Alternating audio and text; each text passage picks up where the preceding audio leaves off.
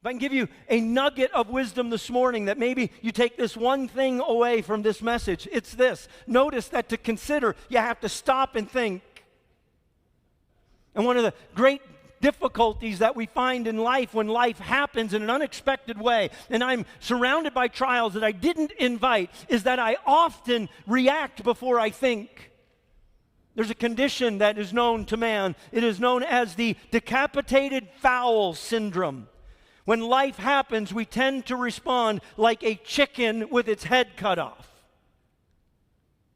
Which, by the way, if you get the wisdom there, it's detached from its brain, yet it runs around. Think about if we just respond in our emotions to the circumstances of life. I have this problem, and that is maybe a blessing to you. If you need to get anywhere in a hurry, call me. I'll go for a drive, and every slow person on the road will get in front of me. That's my reality. That's just the way it works. And I will tell you, in my flesh, I don't respond really well to that. And there are times I have all kinds of conversations about the character of the people that are driving in the vehicles around me. Anybody else have that? Yeah. Well, there's an end result that thankfully I've never come to in that. I've experienced one time when somebody did it to me and tried to run me off the road. That if you actually run that to its end, you end up in road rage.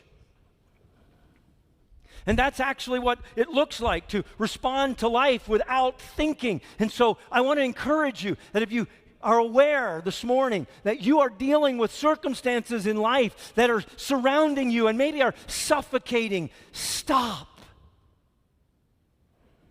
and think before you do. How many times have you just reacted and the next three things you did, you came back and said, man, I'm so glad I did those three things. Those were really productive. Anybody?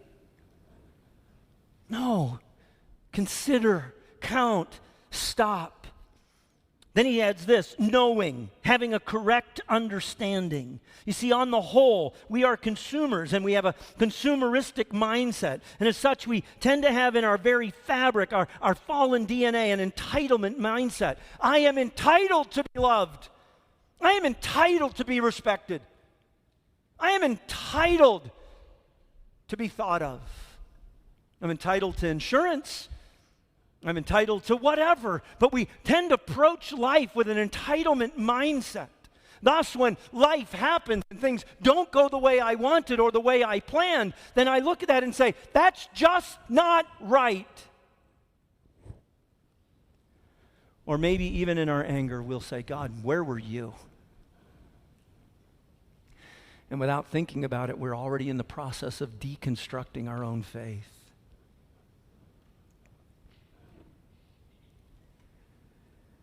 Because of this mindset, the thought that normal life would lead me down a pathway that causes me to encounter trials is contrary to our thinking. And thus we turn to things in our practical atheism like saying, of all the luck.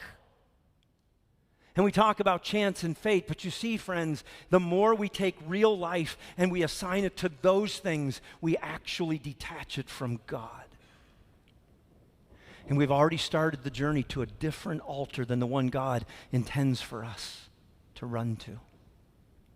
If it's just chance, why would I ask God? If it's bad luck, why would I think of God?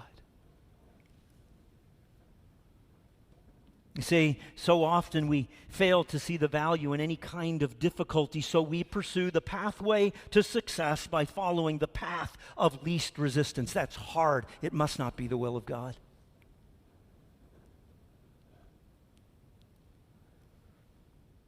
We tell ourselves then that this must be the best way, or you know what? Because I had no choice, it has to be God's will. And God actually had a very different response in mind.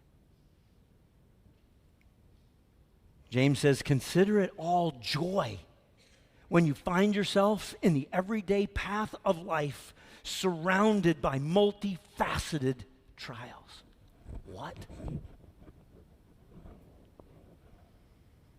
Why? Because I can be sure that God is at work in my life. And that as He works all things together for good, He intends not just to make my life better, but to use life to make me better. You see, the trials of life actually do an amazing thing if we respond the right way with a submitted heart. They move us from trying to find meaning in life by answering the question, who am I? To actually starting with a much more important question, and that is, whose am I? This is the perfecting, the maturing work of God in the trials of life.